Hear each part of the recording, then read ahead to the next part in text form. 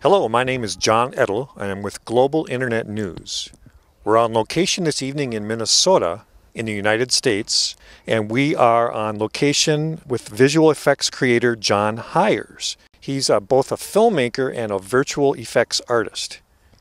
He makes and sells a form of virtual reality that pretty much anyone with a video projector can use. Good evening, John. Good evening. How are you doing tonight? Very good. I'm loving the display here this evening. It's a lot of fun, and we're having trick-or-treaters stopping by, and they're enjoying it as well. So, well, we're standing here in your front yard, and we're looking at an extravagantly decorated house. As I look around, I see a variety of characters. I see snakes in the garage, tarantulas on the driveway, a variety of characters waving through the window and appearing like they're walking in and out of the house.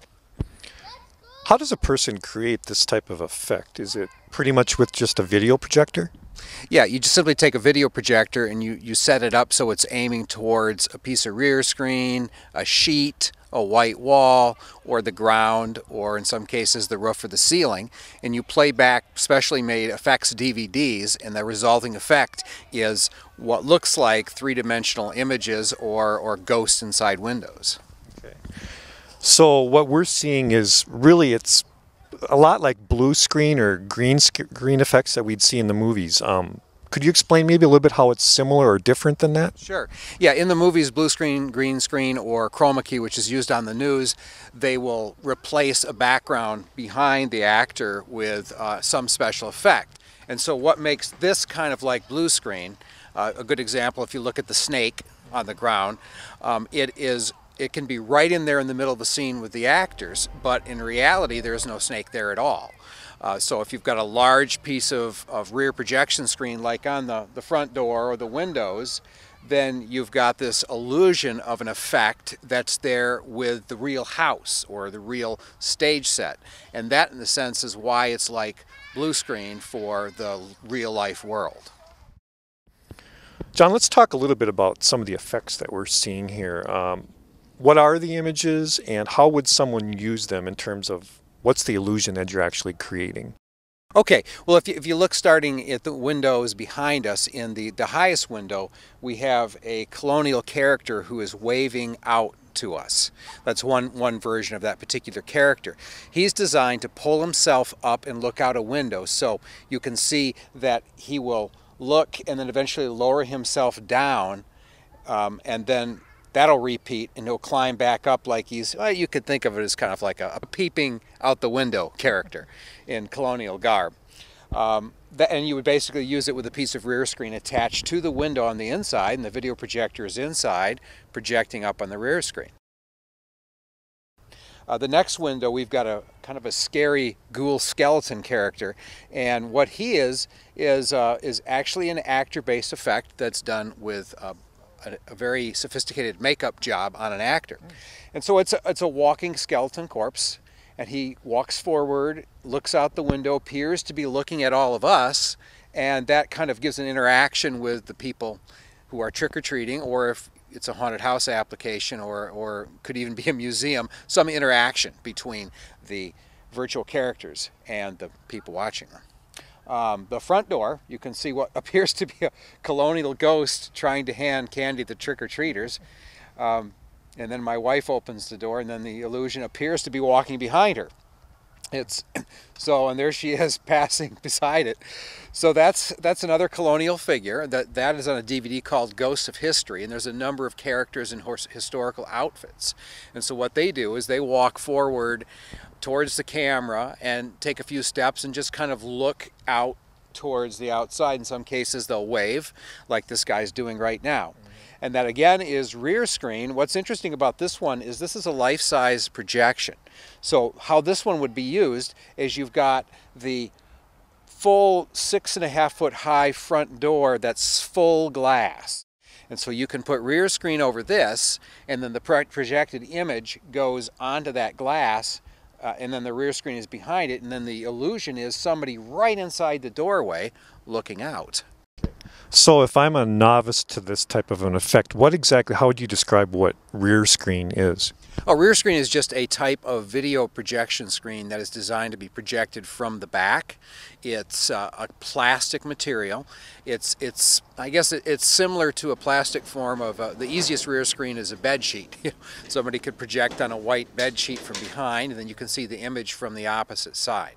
So rear screen is like what's in a projection TV. That's rear screen. Okay, that makes sense. Yeah, so it's simply a plastic that you can project on from the back side. Now this particular rear screen that we're showing here is an advanced kind of rear screen designed for seeing from the opposite side more than like a white bed sheet would, because the bed sheet is just cloth, but what this is a compilation of multiple lenses, and it literally focuses the light, 70 to 75% of the light on the viewing side, which is the back side. So you can still see the image inside, but it's a lot brighter on the outside. Plus what this also does is it handles outside light, like the movie light you've got set up here for our interview. That's shining on the screen, yet it's still black, and the room behind the character still looks black. Interesting. So the material is specifically designed for this type of an application, and it's something that would be available as a part of your process of designing your special effects that you are marketing and offering. Is that material available as well? Yeah, the material is available. We have a small quantity of it that we're selling until it runs out, but it's available at theatrical supply stores and mail order catalogs, because rear screen is used a lot in theater stage, so there's many grades of that available by theater suppliers. That would be my #1 recommendation. The projection equipment itself, is that something that's pretty much a standard availability, or is it a specific type of projector that you use for this type of thing? It's actually just about any video projector that you can get your hands on that's at least 1,000 lumens. Well, let's say at least 2,000 lumens. That's a common mid-size home video projector that you can find very easily on eBay. Anytime you were to go to eBay and search a video projector, you'll find thousands for sale right now, any day of the year.